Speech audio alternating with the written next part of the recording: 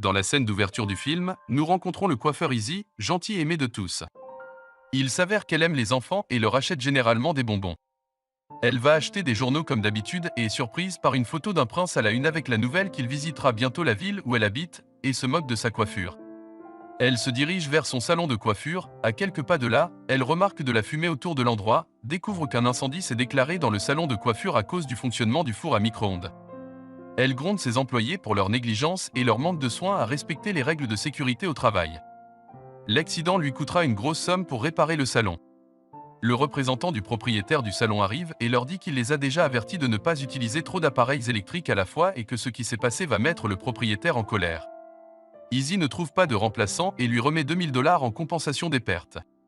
La déléguée s'éloigne alors que ses employés pleurent, sachant que l'argent devait réaliser son rêve de parcourir le monde. Dans la scène suivante, Thomas, le prince de la vanille, apparaît, dont nous avons vu la photo ensemble à la une du journal. Le prince se prépare à rencontrer le roi du pays, mais il semble qu'il n'aime pas son apparence. Le prince demande à son assistant Walter de prendre immédiatement rendez-vous pour une coupe de cheveux. Par erreur, Walter appelle le salon d'Izzy et lui demande d'aller à l'hôtel où séjourne le prince. Izzy s'en méfie, pensant au premier coup d'œil que c'est juste une blague d'une de ses amies. Vous parcourez la liste des numéros et découvrez que l'appelant est un numéro international. Vous vous assurez qu'il est bien l'assistant du prince. Elle annonce la nouvelle à ses employés et leur demande de l'aider à choisir les vêtements dans lesquels elle rencontrera le prince. Préparez-vous et dirigez-vous vers l'hôtel. Quand elle arrive, Walter l'accueille et l'escorte jusqu'à la chambre du prince. Izzy est impressionnée par le luxe de la pièce, mais affirme qu'elle lui ressemble beaucoup. Elle rencontre le prince et s'incline pour le saluer à la manière royale. Il se demande comment elle l'a maîtrisé et lui demande comment elle l'a appris, et elle répond qu'elle l'a lu sur le chemin de l'hôtel. Au premier coup d'œil dans ses yeux, le prince admire sa beauté et est attiré par elle. Il lui demande de commencer à travailler. Soudain, l'assistant du prince entre avec une femme de chambre portant du thé. Quand il dit qu'il ne lui a rien demandé d'apporter, l'assistant s'excite et crie à la femme de chambre, qui devient confuse et laisse tomber le thé par terre. Izzy court vers elle pour l'aider, puis revient avec colère pour terminer la coupe de cheveux du prince. Elle lui demande pourquoi n'a-t-il pas empêché son assistant d'abuser de la femme de chambre. Il répond qu'il ne peut pas. Izzy s'énerve puis refuse de terminer son travail et quitte l'hôtel. Dès son arrivée, elle raconte aux ouvriers ce qui s'est passé et comment le prince n'a pas défendu la femme de chambre opprimée. Au milieu de la conversation, Thomas entre, s'excuse auprès d'elle et lui demande de terminer sa coupe de cheveux. Izzy accepte et commence à travailler. Pendant ce temps, les ouvrières tentent de divertir le prince, ce qui l'impressionne. Izzy termine son travail et Thomas admire sa nouvelle coupe de cheveux. Ils sortent et lui demandent de l'accompagner dans le métro. Sur leur chemin, Izzy remarque une voiture de luxe qui les suit et demande au prince, qui répond que c'est dans le protocole royal. Thomas lui dit que son assistante l'a appelée par erreur, et elle répond qu'elle peut fournir les mêmes services de haute qualité et à un prix inférieur. Le prince lui exprime son bonheur de l'erreur commise par Walter. Il lui demande de l'accompagner pour l'emmener à son salon de coiffure, mais elle refuse, justifiant qu'elle veut marcher et admirer les étoiles nocturnes.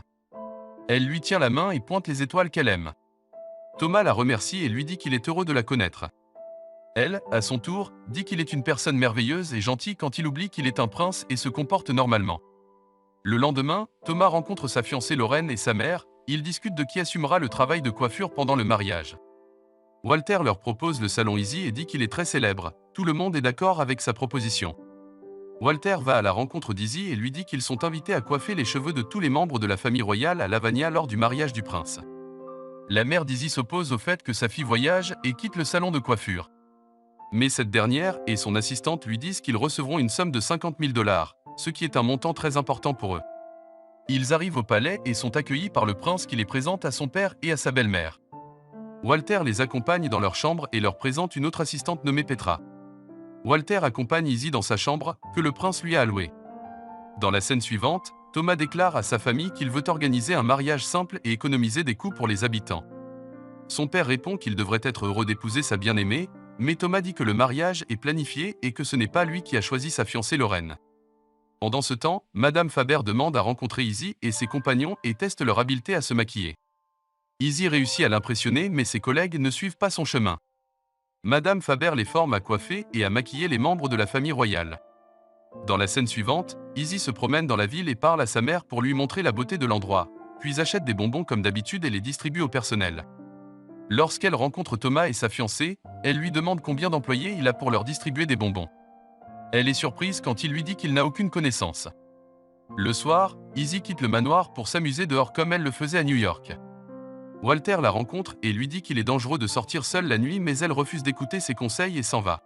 Walter va voir le prince et lui dit ce qui s'est passé et lui demande également de sortir avec elle et de profiter de son temps loin des protocoles au palais. Thomas accepte et la rattrape après s'être habillé avec désinvolture. Izzy l'emmène alors dans un bidonville. Là, ils aiment danser ensemble parmi des gens simples. Sous la lumière des étoiles, ils racontent l'histoire de leur vie et Thomas la remercie également pour les merveilleux moments qu'ils ont passés ensemble. Sur le chemin du palais, il parle d'aider les pauvres de son pays et de la façon dont il devrait assumer la responsabilité de son peuple et l'aider à améliorer sa situation. Le lendemain matin, Thomas interroge son père sur son plan pour aider les habitants du bidonville, et son père répond que le père de Lorraine achètera ses quartiers et les rénovera, puis demande à son fils de se concentrer uniquement sur son mariage. Dans la scène suivante, dans le jardin du palais, les jeunes mariés répètent la cérémonie de mariage. Thomas regarde Izzy sortir du manoir. À l'extérieur, Izzy distribue des tirages à donner aux enfants orphelins et pauvres. À son retour, elle demande aux femmes de chambre de l'aider à préparer de la nourriture pour les enfants du bidonville. La scène se déplace vers le prince et sa fiancée, qui lui révèle son projet de créer un magasin spécial vendant des fournitures pour chiens. Thomas insinue qu'Izzy parle au gardien, puis il découvre le projet de collecte de fonds pour les enfants pauvres et décide d'y participer. Pendant qu'il parle, Lorraine les voit avec sa mère, qui semble agacée par leur relation. Nous découvrons que Lorraine, à son tour, n'aime pas Thomas et préfère créer sa propre entreprise plutôt que de l'épouser. Sa mère s'y oppose et dit qu'elle deviendra bientôt une princesse. Thomas conduit une voiture ordinaire et, accompagné d'Izzy, va faire un don aux enfants du bidonville. En chemin, ils parlent de leur enfance et nous découvrons que Thomas n'a jamais été autorisé par son père à faire les choses qu'il souhaitait, contrairement à Izzy qui lui raconte ses aventures avec son défunt père. Il l'accompagnait pour manger des glaces et monter à cheval. Dans le bidonville, les enfants les reçoivent avec un grand bonheur. Pendant que Thomas leur distribue des cadeaux, Izzy coiffe les cheveux de certains d'entre eux. La mère de Larin est montrée en train de regarder ce qu'ils font de loin. Puis elle les prend en photo rapprochée. Le lendemain, la photo se répand dans les journaux et tout le monde dans le palais en parle. La photo parvient au roi et à sa femme, qui demandent à Walter de brûler tous les exemplaires de ce journal et d'expulser Izzy et ses compagnons. Les parents de Lorraine arrivent et sont désemparés par ce qui s'est passé. Le roi leur assure qu'il ne s'agit que d'un malentendu. Pendant ce temps, le prince cherche Izzy jusqu'à ce qu'il la trouve se préparant à partir. Il la supplie de rester au palais, mais elle refuse et part en pleurant. Thomas retourne au palais et dit à son père qu'il annulera le mariage. Mais son père lui dit qu'il est tout simplement impossible de le faire car il a fait faillite et a besoin de l'argent de la famille de Lorraine. Thomas est obligé de s'équiper et de se préparer pour le mariage, mais son assistant Walter lui demande de ne pas le faire et de ne pas se marier sans amour. Le prince le remercie pour ses conseils et va parler à Lorraine et la convaincre qu'il ne l'aime pas et veut annuler le mariage. Il est surpris quand elle lui révèle qu'elle, à son tour, ne veut pas l'épouser. Le prince s'en va, heureux. À New York, Izzy revient pour constater que le salon de coiffure a complètement brûlé et vérifie ensuite sa mère. Le représentant du propriétaire du salon arrive pour lui demander de l'argent, mais elle le surprend en se rendant compte qu'il gardait l'argent pour lui et ne le donnait pas au propriétaire du salon. Izzy surprend sa mère qu'elle va abandonner son travail de coiffeuse et aller travailler dans des maisons de retraite. Dans la dernière scène du film, Izzy sort sur le balcon pour prendre l'air. Elle est surprise par le prince chevauchant son cheval. Ils se confessent leur amour l'un pour l'autre et décident de vivre ensemble le reste de leur vie.